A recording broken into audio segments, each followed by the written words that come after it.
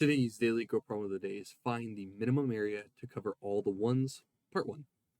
So for this problem, we're given a 2D binary array called grid, and we want to find a rectangle with horizontal and vertical sides with the smallest area, such that all the ones are in the grid, and we want to return the minimum possible area of this rectangle. So we can look here at example one for further explanation of the problem. Basically, we are looking to make a rectangle such that all the one values in a grid are inside of this rectangle, and we minimize the size of the rectangle as much as possible. So if we take notice, a simple and easy way that we can calculate the minimum space needed to include all of the ones is to find the extreme positions of the ones. And what do I mean by this? By extreme positions, I mean finding the topmost, the leftmost, the bottommost, and the rightmost values, taking those into account and using those, we can calculate the size of the rectangle. Let's go ahead and label this. So for the grid, this would be position 0, position 1, position 2, if it's 0 indexed. This would be position 0, position 1, again 0 indexed. So something we're going to want to take into account is how 0 indexed arrays work. So from 0 to 2, these are all inclusive values. However, if we were to say, okay, 2 minus 0, that would result in 2. Technically, we're only including 2 nodes or 2 elements. If we were wanting to include all 3 of these, for example, we would have to claim that there's a third position out here. And so we'll say 3 minus 0 is going to be these 3 elements if we wanted to include all 3 of those elements. So we're going to treat 3 as exclusive, meaning this third position is excluded from the rectangle. However, we include everything to the left of it. And this 0 is inclusive, meaning that whatever element the 0 has in it is included in the rectangle. So just kind of showing you how we're going to traverse this problem. We're going to look for the extreme values. So by extreme values, first thing we're going to look for is, okay, what's the topmost value? Well, topmost value out of all of these is this element here. And it has a position of 0 in the vertical scale. So we can say 0 is the topmost value.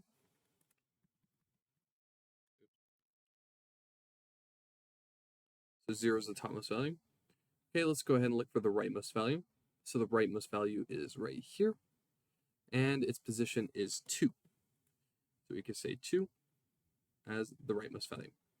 All right, now we're going to look for the bottommost value. Okay, bottommost value is 1. So we're going to go ahead and put 1. And then our leftmost value is a 0. So we're going to go ahead and put 0 here. Now remember what I said about inclusive and exclusive. So this is going to be a minimum value. This is going to be a minimum value.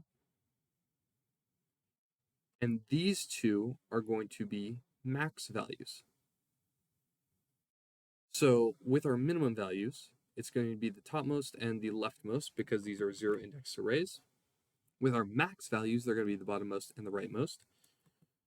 And we're going to need to remember that these we're going to have to count as exclusive, so we can count everything to the left and to the above them.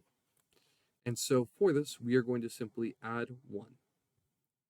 So the max is 2 here, and the max is 3 here. Now we can simply take these 2 elements and multiply them together because technically these are a pair and then these are a pair. So we're going to multiply these 2 pairs together to get our result, which is 6. So let's go ahead and kind of turn that into code. First thing we're going to want to do is initially a couple of variables to make our life a little bit easier. So we're going to have rows is equal to our grid.length. And our columns is equal to our grid of 0. dot length. So we could just get our rows and columns situated. We're also going to want to initialize our minimum I value, which is going to be initiated at integer dot max value. And the reason we do that is so that way we know if we run a math.minimum function on it, no matter what, the number that we're looking at should be smaller than that value. Same thing for our minimum j value is going to be equal to integer dot max value. And now we're going to do our max values. So integer max I, we're going to initiate to -1. That way, any value will always be greater than, in case we deal with a situation like this, where technically 0 would be a valid option.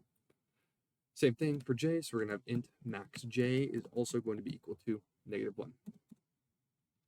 Now that we've initiated our values, we can go ahead and jump into how we're actually going to traverse and take note of the positions of our values. We're going to have a very simple double for loop, because that's how we have to traverse a grid. So we're going to have int I is equal to 0. As long as I is less than our rows, I can increase. Same thing for j, so for each integer j is equal to 0, as long as j is less than our columns, j can increase.